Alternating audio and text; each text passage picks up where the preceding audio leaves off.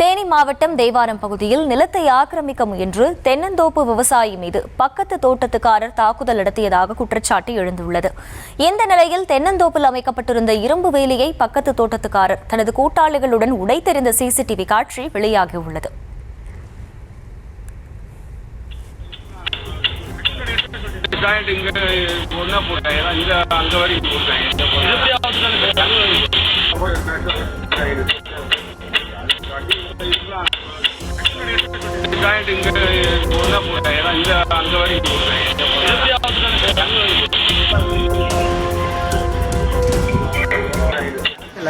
பாதை கேட்டு சம்மந்தமே இல்லாமல் பாதை கேட்டு உள்ளே ஆக்கிரமிக்க முயற்சி பண்ணி பாதை கேட்டார்.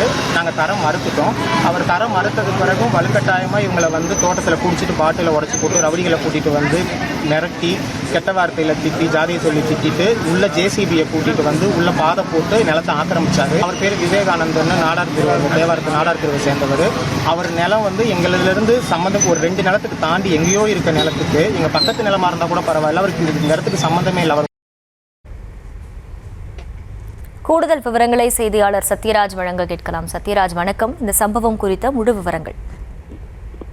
வணக்கம் அகிலா.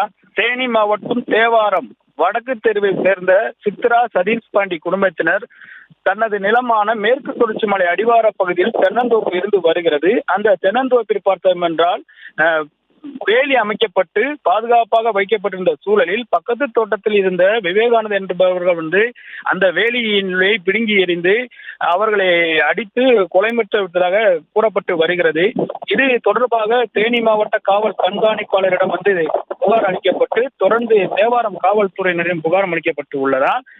நேற்று மற்றும் முன்தினம் பார்த்தோம் என்றால் தொடர்ந்து இவர்கள் இருதரப்பின் மீது தேவாரம் காவல் நிலையத்தில் வழக்கு பதிவு செய்து தற்பொழுது இந்த வழக்கானது தொடர்ந்து வரும் சூழலில் ஒரு 3 மாதங்களுக்கு முன்பு அவர் தென்னந்தோப்பில் அமைத்திருந்த வேலியை மர்ம நபர்கள் பிடுங்கி எறிவதாகவும், குறிப்பாக பக்கத்து தோட்டக்காரர் அவர் தனது அடியார்களோ அவர்கள் அமைத்திருந்த வேலியை பிடுங்கி எறிந்து ஆபாச வார்த்தைகளால் பெண்களையும் திட்டி சித்ரா மற்றும் சதீஷ் பாண்டி குடும்பத்தினருக்கு கொலை மிரட்டல் விட்டதாக கூறப்பட்டு வரும் சூழலில் இந்த வீடியோ தற்பொழுது வெளியாகி பெரும் பரபரப்பை ஏற்படுத்தி வருகிறது. அகிலா, தொடர்ந்து பார்த்தோம் என்றால் இவர்கள் 5 தினங்களுக்கு முன்பு கூட அந்த வடக்கு தெருவில் நடந்து செல்லும் போது அந்த சதீஷ் பாண்டி சித்ரா குடும்பத்தினை அடித்ததாகவும் தற்பொழுது கூறப்பட்டு வருகிறது.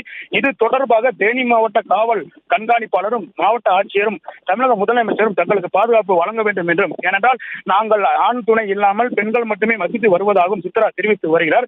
40 ஆண்டுகளாக இந்த தென்னந்தோப்பின் பிணைப்பை வைத்துதான் எங்களது குடும்பம் வாழ்ந்து வருவதாகவும் தங்களுக்கு உரிய நீதி வழங்க வேண்டும் என்றும் தமிழக முதல்வருக்கு கோரிக்கை விடுக்கின்றனர். அகிலா,